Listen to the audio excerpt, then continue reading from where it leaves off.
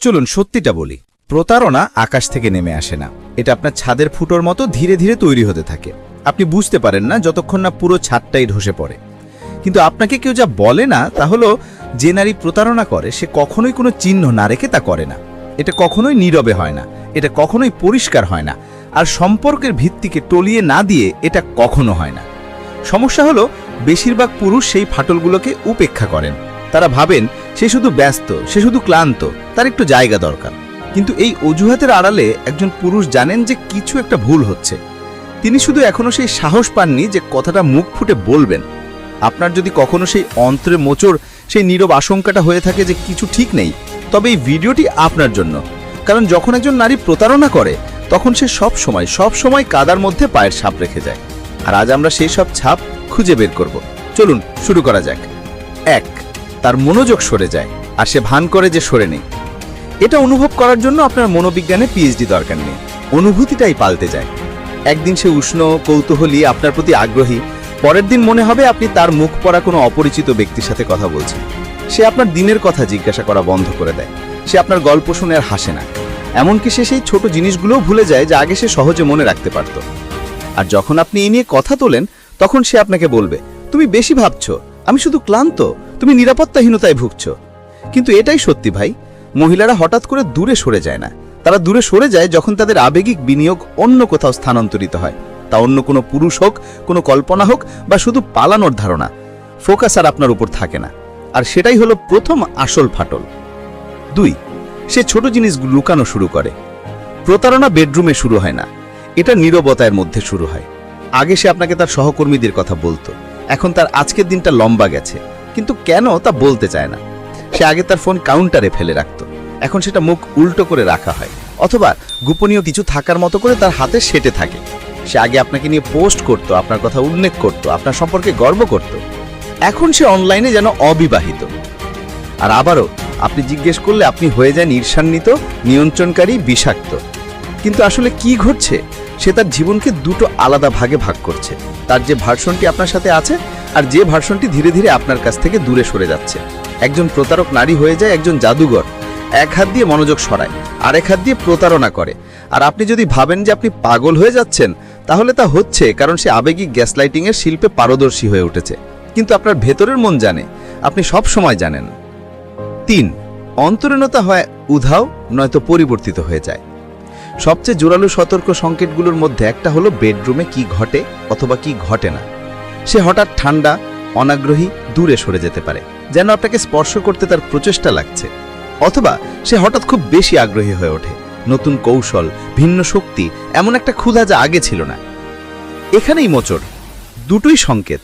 কারণ যখন একজন নারী প্রতারণা করে, সে কেবল তার বডি ভাগ করে না, সে তার অন্তরীণতার মুদ্রা অন্যদিকে পরিচালিত করছে।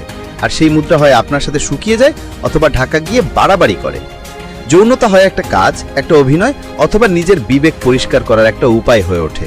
কিন্তু সেটার কদাচিৎ আসল থাকে না।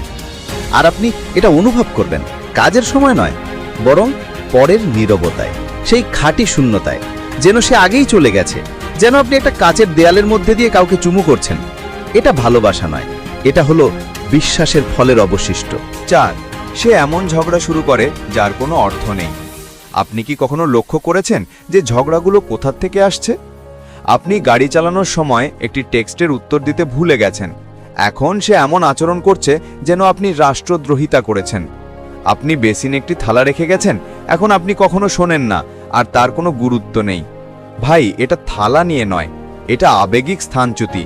আর এটি অভ্যন্তরীণভাবে দ্বন্দ্বের মধ্যে থাকা কারো সবচেয়ে বড় লক্ষণগুলোর মধ্যে একটি। সে রাগান্বিত, কিন্তু তা আপনার জন্য নয়। এটা সেই অপরাধ বোধ যা সে দমন করার চেষ্টা করছে। দেখুন, একজন প্রতারক নারী প্রায়শই ঝগড়া শুরু করে আবেগিক দূরত্ব তৈরি করে। কেন? কারণ অপরাধ বোধ অস্বস্তিকর।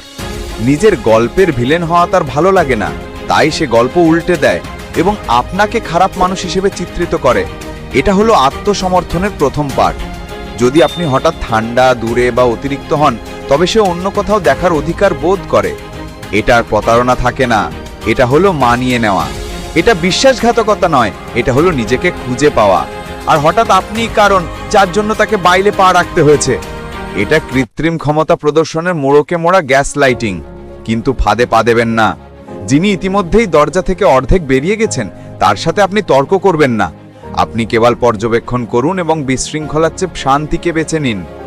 5, তার ভবিষ্যতের পরিকল্পনায় আর আপনি থাকেন না। এটা সবচেয়ে বেশি আঘাত করে, কারণ এটা সূক্ষ্ম, নীরব এবং কুয়াশার মতো ঢেকে আসে। একদিন সে আপনার সাথে ছুটির কথা বলছে, পরের দিন সেটা হয়ে যায় আমি কোনোদিন ভ্রমণ করতে চাই। সে আগে বলতো যখন আমরা একসাথে একটি জায়গা নেব, এখন সেটা আমি সরে যাওয়ার কথা ভাবছি। সে বৃদ্ধির কথা বলে কিন্তু কখনো আপনার সাথে বলে না। সে জায়গা চায় কিন্তু আপনাকে সেই সুস্থ হয়ে ওঠার প্রক্রিয়া যোগ দিতে বলে না। সে একটি ভবিষ্যৎ কল্পনা করে কিন্তু আপনার নাম আর সেই দৃশ্যে নেই।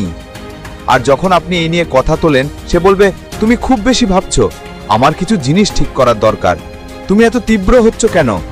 কিন্তু শব্দের আড়ালে এমন একটি বাস্তবতা রয়েছে যা বেশিরভাগ মানুষ উপেক্ষা করে। সে ইতিমধ্যেই তার বেরিয়ে যাওয়ার পরিকল্পনা করছে। শারীরিকভাবে বিচ্ছিন্ন হওয়ার আগে সে আবেগিকভাবে বিচ্ছিন্ন হচ্ছে। এই কারণেই আপনি আপনার নিজের সম্পর্কে একটি ভূতের মতো অনুভব করেন। এই কারণেই তার চোখ আপনাকে ভেদ করে দেখে। এই কারণেই আপনার প্রেম যেন শূন্যে ভেসে আছে। সে মানসিকভাবে ইতিমধ্যেই এগিয়ে গেছে, আপনি শুধু খবরটা ধরতে পাচ্ছেন। কিন্তু অনুরোধ করবেন না, দর কষাকষি করবেন না, কারণ যদি নিজেকে খুঁজে পাওয়ার জন্য তাকে নিজেকে হারাতে হয়, তবে সে শুরু থেকেই আসলে আপনার ছিল না। প্রতারণা কোনো আকস্মিক কাজ না, এটা একটা প্রক্রিয়া। একজন নারী অন্য পুরুষকে স্পর্শ করার মুহূর্তে প্রতারণা করে না, সে সেই মুহূর্তে প্রতারণা করে যখন সে আবেগিকভাবে আপনার সাথে বিচ্ছিন্ন হয় এবং পুনরায় যোগ করতে অস্বীকার করে। সংকেতগুলো সবসময় সেখানে থাকে, কিন্তু আপনাকে সাহসী হতে হবে সেগুলো দেখার জন্য এবং শক্তিশালী হতে হবে দেখে সরে আসার জন্য। কারণ এটাই কঠিন সত্য, যদি আপনি কাউকে আপনার সীমা অতিক্রম করতে একবার দেন, তবে আপনি তাদের শিখিয়ে দিয়েছেন যেটা আবার করাও ঠিক আছে। সজাগ থাকুন, স্থির থাকুন, আর মনে রাখবেন একজন প্রকৃত মানুষ এমন কোনো জায়গায় থাকার জন্য কখনো অনুরোধ করে না যেখানে তাকে আবেগিকভাবে উচ্ছেদ করা হচ্ছে। আপনার আত্মায় যদি এই উপলব্ধি আসে, তাহলে স্বচ্ছতা লিখে কমেন্ট করুন। আর যদি আপনি অনুমান করা, অতিরিক্ত ভাবা এবং নিজের ভেতরের অনুভূতিকে সন্দেহ করা বন্ধ করতে চান, তাহলে সাবস্ক্রাইব করুন। কারণ এখানে আমরা মনকে ধার দেই, ছয়ার পিছনে ছুটি না। ভিডিওটি ভালো লাগলে লাইক, কমেন্ট এবং সাবস্ক্রাইব করে যাবেন। দেখা হচ্ছে অন্য একটি ভিডিওতে।